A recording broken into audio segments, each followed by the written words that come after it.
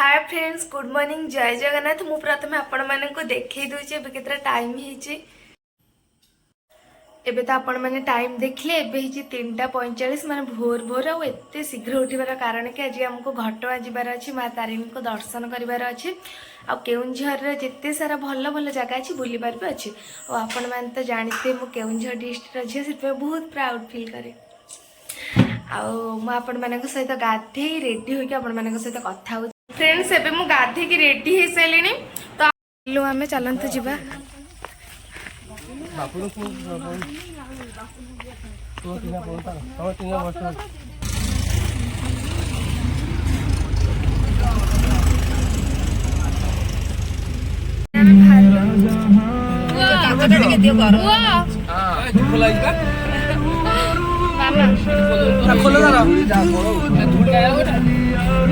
पहुंची देखिए ଏବେ ଆନ୍ଦପୁର ବୈତରଣୀ ନଦୀ ରାସ୍ତାରେ ଯାଉଛୁ। ଦେଖନ୍ତୁ ଭିଉଟା କେତେ ସୁନ୍ଦର ଦେଖାଯାଉଛି। ଆଉ ନଦୀରେ ବେଶୀ ପାଣି ନାହିଁ କାରଣ ଏଇଟା ଖରାଦିନ ଚାଲିଛି ନା, ସେଥିପାଇଁ। ଫାଇନାଲି ଏବେ ଆସି ଆମେ ପହଞ୍ଚିଗଲୁ ମା ତାରିଣୀଙ୍କ ପାଖରେ, ମାନେ ଘଟଗାଁରେ। ତ ଚାଲନ୍ତୁ ଭୋଗ କିଣାକୁଣି କରି ମାଙ୍କ ଦର୍ଶନ ପାଇଁ ଭିତରକୁ ଯିବା। ଏବେ ଟାଇମ ହେଇଛି 7ଟା କି 7:30। ଏବେ ସବୁ ଦୋକାନ ଖୋଲା ଯାଉଛି, ତ ଚାଲନ୍ତୁ ଭିତରକୁ ଯିବା। ନା ନା କଦଳୀ ଚାଟ ଦେଇଛି ନି। ଆଉ ଏବେ ଆମର ଭୋଗ କିଣାକୁଣି ସରିଗଲା, ତ ଚାଲନ୍ତୁ ମାଙ୍କ ଦର୍ଶନ ପାଇଁ ମନ୍ଦିର ଭିତରକୁ ଯିବା। ଆଉ ମନ୍ଦିର ଭିତରେ ମୁଁ ଆପଣମାନଙ୍କୁ କିଛି ବି ଦେଖେଇ ପାରିବିନି କାରଣ ମନ୍ଦିର ଭିତରକୁ ଫୋନ ହେଲା। ଆଉ ଏବେ ମୁଁ ଭୋଗ ଲଗେଇ ମାଙ୍କ ଦର୍ଶନ ସାରି ଆସି ସାରିଲିଣି। ଆଉ ସତରେ ଆଜି ମନଟା ବହୁତ ଶାନ୍ତି ଲାଗିଲା କାରଣ ମାଙ୍କର ଆଳତି ଦେଖିବା ପାଇଁ ମିଳିଲା। ମୁଁ କେବେ ହେଲେ ମାଙ୍କର ଆଳତି ଦେଖିନଥିଲି। ମାଙ୍କର ଦର୍ଶନ ସରିଲା ପରେ ଆସି ଟିକେ ବ୍ରେକଫାଷ୍ଟ କରିଥିଲୁ କାରଣ ଆମେ ବହୁତ ସକାଳୁ ଆସିଥିଲୁ, କିଛି ବ୍ରେକଫାଷ୍ଟ କରିନଥିଲୁ କାରଣ ମାଙ୍କ ଦର୍ଶନ କରିବାର ଥିଲା ନା, ସେଥିପାଇଁ। ଆଉ ମୁଁ ମୋ ସାନ ଭାଇ ଡ୍ରାଇଭର ଅଙ୍କଲ ଆମେ ଆମର ବରା ଗୁଗୁନି ଚୋପ ଏସବୁ ଖାଇଲୁ, କିନ୍ତୁ ମୋ ଦିଦି ମୋ ଦାଦା ପୁଅ ଝିଅଙ୍କୁ ଏସବୁ ରୁଚିଲାନି। ତାଙ୍କର ବହୁତ ପସନ୍ଦ ହଉଛି ଦହିବରା ଆଳୁଦମ, ସେମାନେ ତାଙ୍କର ଯାଇ ଦହିବରା ଆଳୁଦମ ଖାଇଲେ। फ्रेंड्स एबे आसी आमे पहुंची गलु तृप्ति सफारी रे। जगहटा तो बहुत भल ହେଇଛି, आपण माने वीडियो देखि एंजॉय करंतु। तो चलंतु जिबा। एटा हला एंट्री गेट टा। एबे चलंतु एंट्री करबा भीतर को, देखि दियंतु।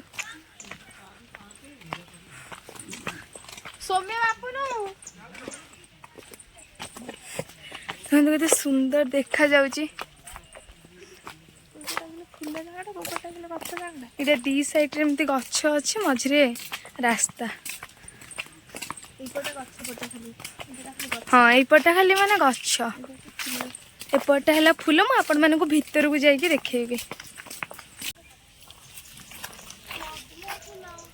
केते सारा देखंतु, केते सारा गछ। बैक कैमेरा ऑन न कले तो किसी जाना जीवनी।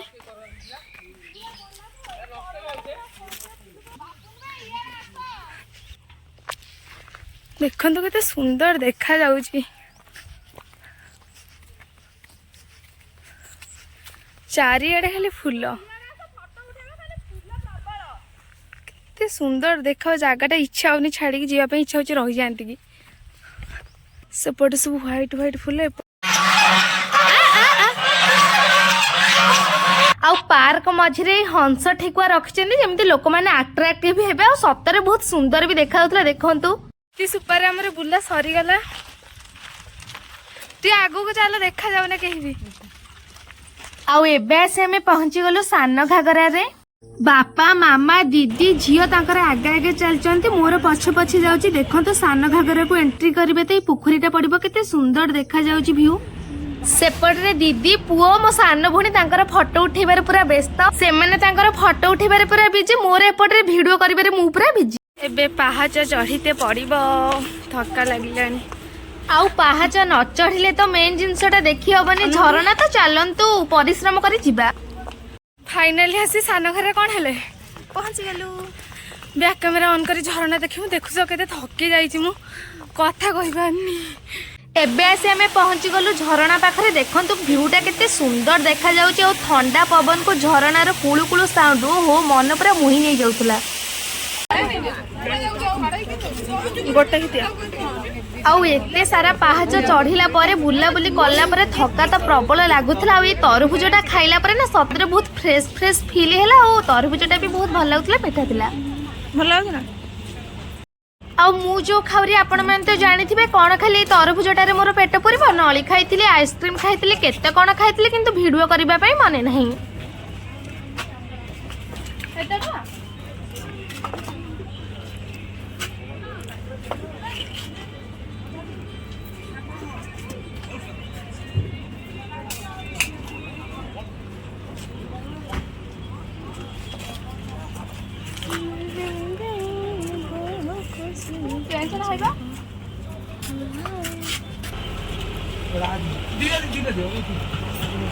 ନନ୍ଦିନୀ ଗୋଟେ ନେଇଯାଉନ।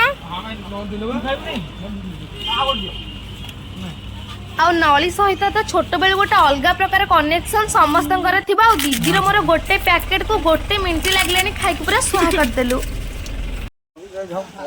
ସପନ ଧନ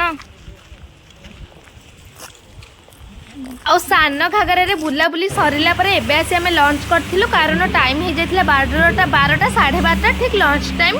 ତ ଆଜି ଯେହେତୁ ମଙ୍ଗଳବାର ଆମେ ପିଓର ଭେଜ୍ ମିଲ୍ ଅର୍ଡ଼ର କରିଥିଲୁ। ଆଉ କ'ଣ କ'ଣ ସବୁ ଆଇଟମ୍ ଦେଇଛୁ ଆପଣମାନଙ୍କୁ ଦେଖେଇ ଦେଉଛି। ଭାତ, ଡାଲି, ଘାଣ୍ଟ, ଖଟା, ସାଲାଡ଼, ବାଇଗଣ ଆଳୁ ପକେଇ ଗୋଟେ ଭର୍ତ୍ତା ଦେଇଥିଲେ, ଆଉ ଶାଗ। ସତରେ ଖାଇବାଟା କିନ୍ତୁ ବହୁତ ଟେଷ୍ଟି ଥିଲା, ଆଉ ପିଓର ଓଡ଼ିଆ ଖାଇବା ଥିଲା।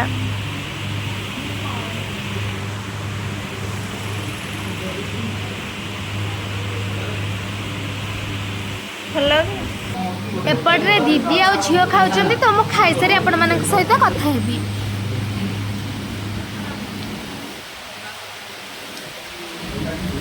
ଆଉ ଏପଟରେ ବାପା ପୁଅ ଖାଉଛନ୍ତି, ସେପଟରେ ଦାଦାଙ୍କ ପୁଅ ଡ୍ରାଇଭର ଅଙ୍କଲ ଖାଉଛନ୍ତି। ଏବେ ଆମର ଖାଇବା ପୁରା ସମାପ୍ତ ହେଲା।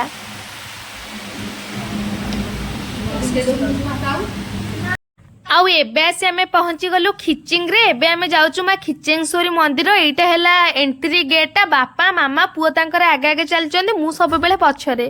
ଆଉ ମା ଖିଚିଙ୍ଗେଶ୍ୱରୀ ମନ୍ଦିର ପୁରା ମୁଗୁନି ପଥରରେ ତିଆରି। ଯୋଉମାନେ ବି ଆସିଥିବେ ସେମାନେ ଜାଣିଥିବେ ମାଙ୍କ ମନ୍ଦିର ବହୁତ ବଡ଼ ଆଉ ବହୁତ ସୁନ୍ଦର ବି ଦେଖାଯାଏ।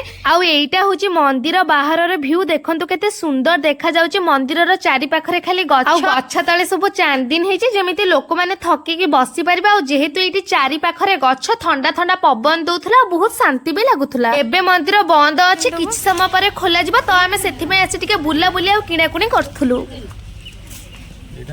ଏଇ ପର୍ସଟା ମୁଁ ବାଛିଛି, ଦେଖ କେମିତି ଦେଖାଯାଉଛି। ଏବେ ମାଙ୍କ ମନ୍ଦିର ଖୋଲାଗଲା। ଦେଖନ୍ତୁ କେତେ ସୁନ୍ଦର ଦେଖାଯାଉଛି ମାଙ୍କ ମନ୍ଦିର। ତ ଚାଲନ୍ତୁ ଭିତରକୁ ଯିବା। ଆଉ କେତେ ବଡ଼ ମନ୍ଦିର ଆପଣ ମାନେ ଦେଖନ୍ତୁ। ଆଉ ମୁଁ ଆପଣମାନଙ୍କୁ ମାଙ୍କର ମୂର୍ତ୍ତି ଦେଖେଇ ପାରିବିନି, କାରଣ ଏଠି ଫଟୋ ଭିଡ଼ିଓ କରିବା ମନା। ମାଙ୍କ ମନ୍ଦିରକୁ ଲାଗିକି ଏଇଟା ହଉଛି ଶିବ ମନ୍ଦିର।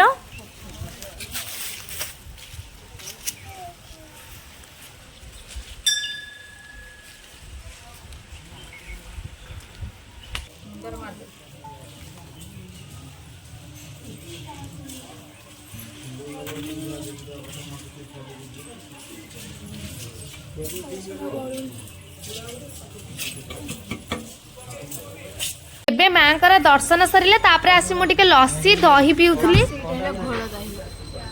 ଭୀମକୁଣ୍ଡ ଗଲାବେଳେ ଭୋଳା ବାବାଙ୍କର ଗୋଟେ ବଡ଼ ମନ୍ଦିର ପଡ଼ିଲା, ତ ବାବାଙ୍କର ଦର୍ଶନ କରି ବାହାରି ପଡ଼ିଲୁ। ଏବେ ଆସି ପହଞ୍ଚିଗଲୁ ଭୀମକୁଣ୍ଡରେ। ଆଉ ଅବସ୍ଥା ପୁରା 12 ବାଜିଗଲାଣି।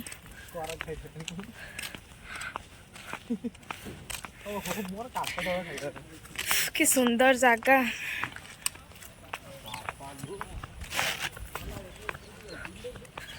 ଚୁଟି ସବୁ ଗୁରେଇ ଗୁରା ଦେଇଛି, କାରଣ ଗରମ ଜୋର ଲାଗୁଛି। ଏଇଟା ହେଲା ଏଣ୍ଟ୍ରି ଗେଟ୍ଟା।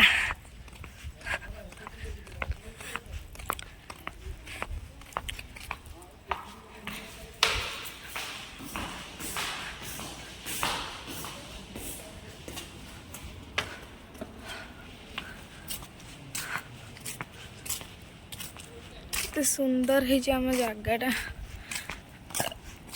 ପ୍ରାକୃତିକ ସୌନ୍ଦର୍ଯ୍ୟରେ ପରିପୂର୍ଣ୍ଣ ଆମ କେନ୍ଦୁଝର।